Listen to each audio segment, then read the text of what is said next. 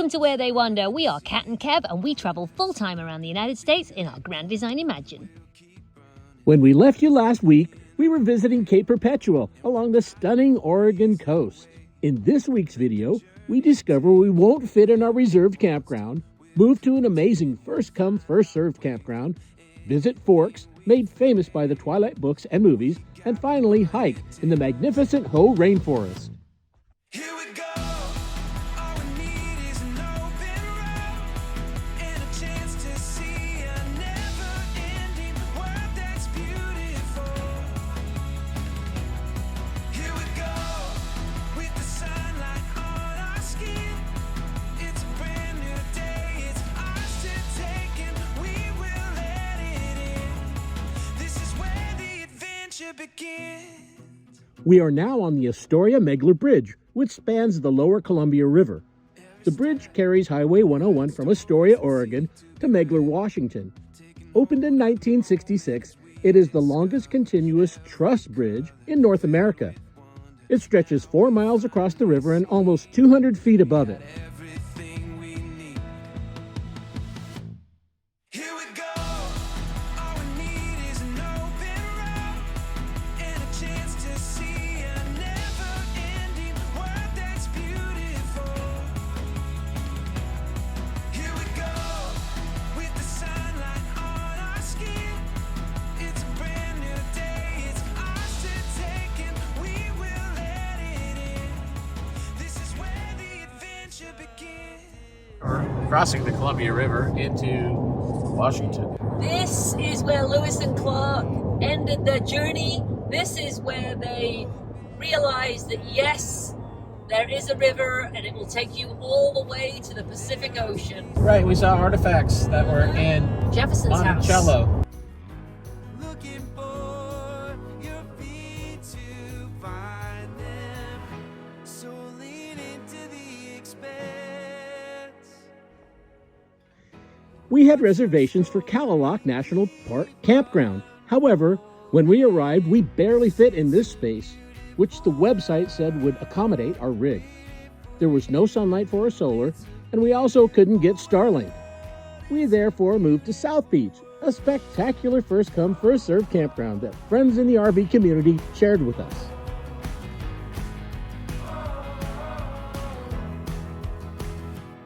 We are at South Beach Campground. It is a first come, first served campground just inside the Olympic National Park. It's spectacular. We're right on the beach. Look, it's an amazing campsite right on the ocean. We've got ocean views from the rig and it's gorgeous. Every season full of wonder. Isn't life a precious masterpiece? Some friends in the RV community, hi Tim, hi Bonnie, told us that we should come up to this picnic area, which is right above the campground, so we can show you like an aerial view of the campground. So we're at the very noisy Ashenbrenner picnic area, which is right above the South Beach Campground.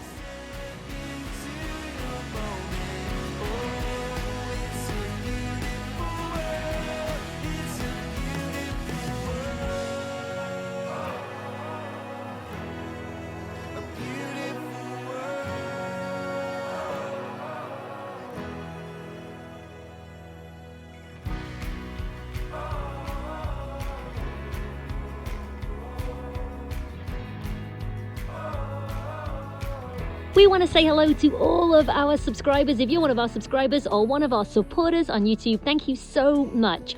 If you'd like to support us, as we support small businesses around the United States, you can do so by clicking the link in the description below. For our first day, we chose a drive in the Quinault Trail system along the Quinault River and Lake. I'm so excited because we just pulled up and I'm like, oh, we got to hike to the falls now, which I would be okay with normally, but as y'all know, I got a bad hip, but no, it's literally right there. Let me show you. I'm letting you see that I'm not even out the truck yet, look. What? Let's go check it out, guys. We made it to the falls, and here comes Catherine right now. She's about to walk and get their first view of this area down here by the falls. She's gonna take a look and see how beautiful it is down here. Oh my goodness. It's like a little glen down here. Oh, it's Look at her little paradise. face. Oh my god. Look at her little face. Guys, have you seen, did he show you this yet? Take a look at this. Oh, it's gorgeous. Oh my goodness. And there's like a little beach right here. We can walk over here.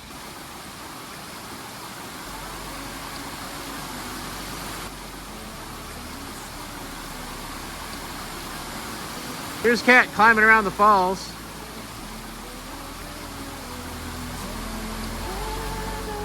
Every stone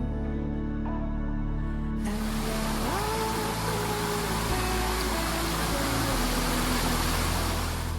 there's a place where searching for. There's so much more. A life full of beauty is a beautiful Next stop on our tour is the world's tallest Sitka spruce. Well, guys, we have made it to the world's largest recorded Sitka spruce.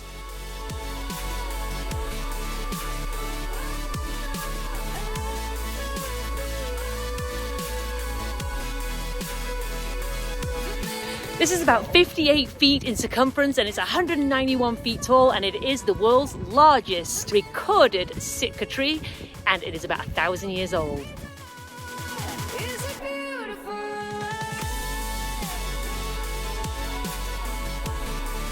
is a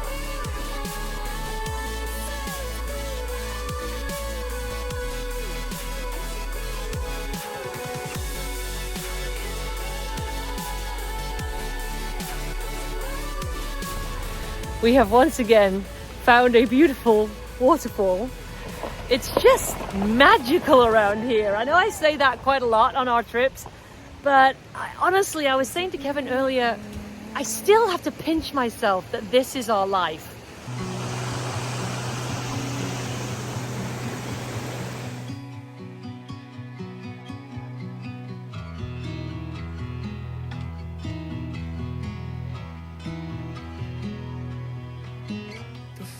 Day 2, and we are doing some more exploring.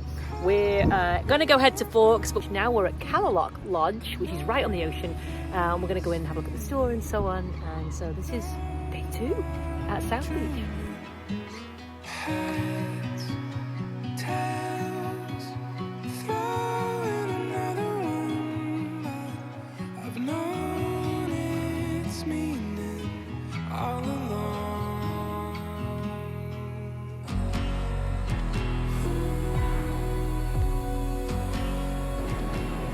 Just moments from the lodge is the Tree of Life, and it's in the Kallaloch Campground. And you park in the day use area and go towards the beach trail, and it brings you onto this trail here. This was our fire, still burning. Every ember I earn. All of those beach logs you see, or driftwood as we call them, they're called the bones of the rainforest that have been picked clean by the ocean. The Tree of Life is a regular Sitka spruce that has defied all odds and continues to thrive without any soil holding up the center of the root system. Only just begun. Bells they're ringing. I know that We're making our way north towards Forks and a quick stop at Ruby Beach. change I will admit. Something I couldn't see. Ruby Beach is one of the most popular stops along the many beaches you can access from Highway 101. We did attempt to walk down to the beach. Made it halfway down and decided that I don't need to go all the way down to see the rocks, because look, you can see them from here, which is awesome. And then we will go back, and then we're going to go into Forks, I think. You can keep going that way, but look, you get a great view. Getting the rocks here, and it's very people-y down there. There's lots and lots of people.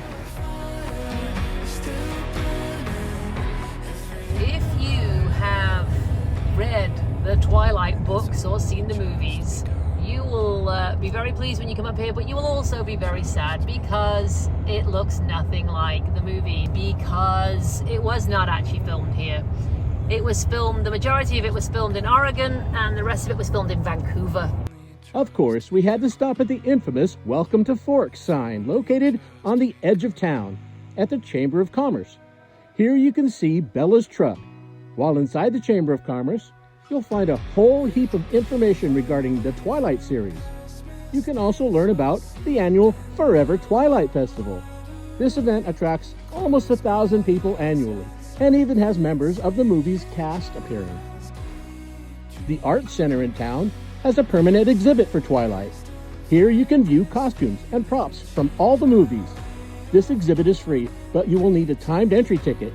We suggest you book a time slot early as they fill up really fast and they only allow 10 people per tour.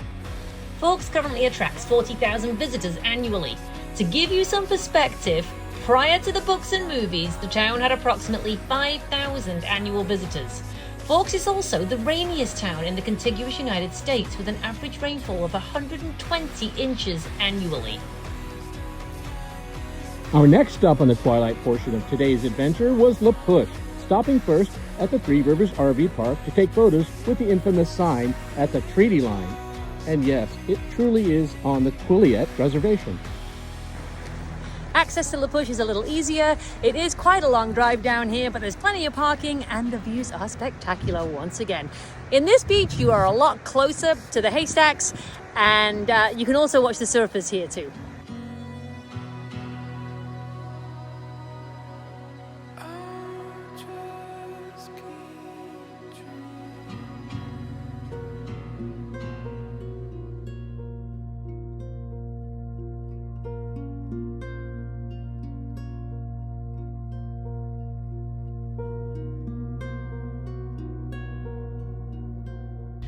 We have come today to the Hoh Valley Rainforest, and we did read yesterday some advice at the Chamber of Commerce in Forks, which said if you would like to go to the Hoh Rainforest and avoid people, go before 10 a.m. or after 5 p.m. and we have arrived here at 10:30 and it is literally one car in and one car out.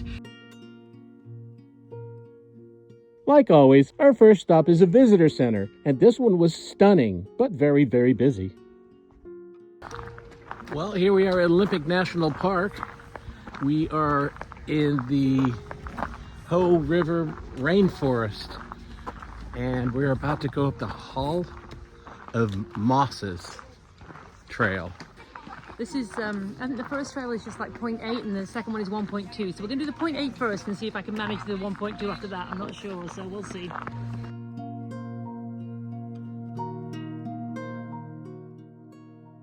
Ah, one of those giant Sitka spruces. They've left this part of the forest pristine like it would have been 5,000 years ago.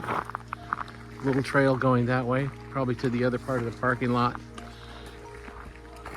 We're following the sign for the Hall of Mosses. So we have been here before. We came here a few years ago. We actually flew up to Washington to visit family. But this is our first time here with our channel and taking you guys along with us. So let's go explore. It is beautiful. And I think last time we were here, we couldn't do the whole loop because there was a beehive and they wouldn't let us, bees were swarming and they wouldn't let us keep going. So. As you can see, it's a very popular trail. There's lots of people here at the beginning, and I'm sure it'll get more spread out as we get going here.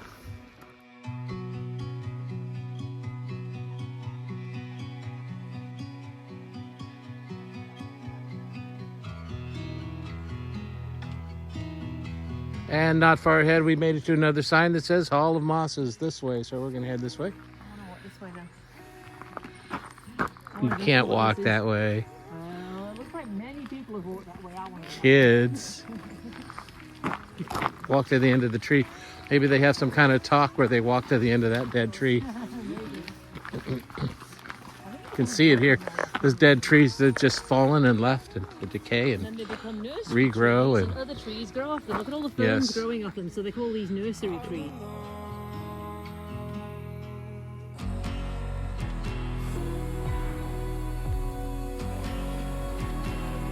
This is that right place in that right time, standing on the front lines.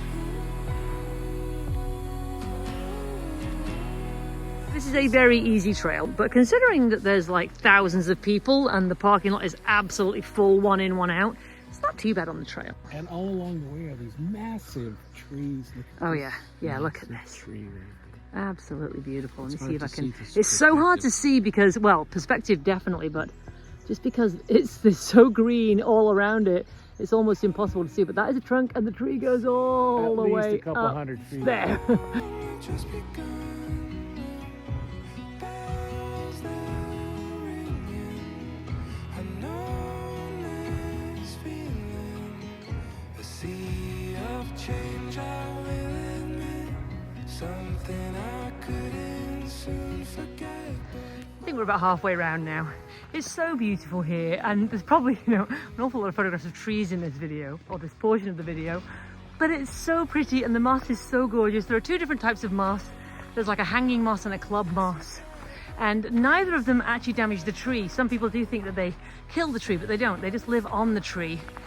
They get all the nutrients from the water, from the air. When you do see a dead tree covered in moss, it wasn't the moss's fault. And in fact, the moss usually carries on living. Yeah, I'm gonna say that the plants that are living on the trees are just like the plants that are living on the trees in the Everglades, and we'll put a link to our trip to the Everglades right here, and you can check those out too. They're awesome. Now here we have the rainforest looking after itself again. There's a dead tree right here, but all of these other trees are living off of it, so they call it a nursery tree.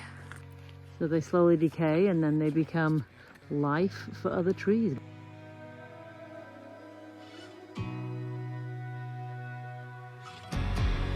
Away from past mistakes, was sleeping, now I'm wide awake. Close my eyes and something saying just. Kev's showing us the monster in the trees. Oh, those are fingers apparently. Hold on. That's his mouth. Eye right here. Uh-huh. Nose.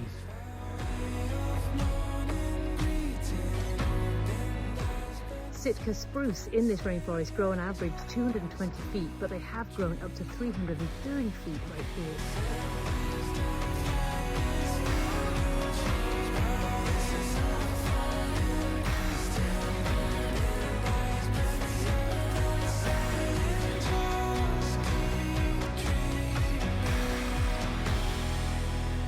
Something saying just keep dreaming. If you want to visit the Hoh Rainforest, we highly recommend you arrive well before 10 o'clock in the morning or after 5. This is a hugely popular spot, and when we arrived at around 10:15, it was one car in and one car out. Enjoy!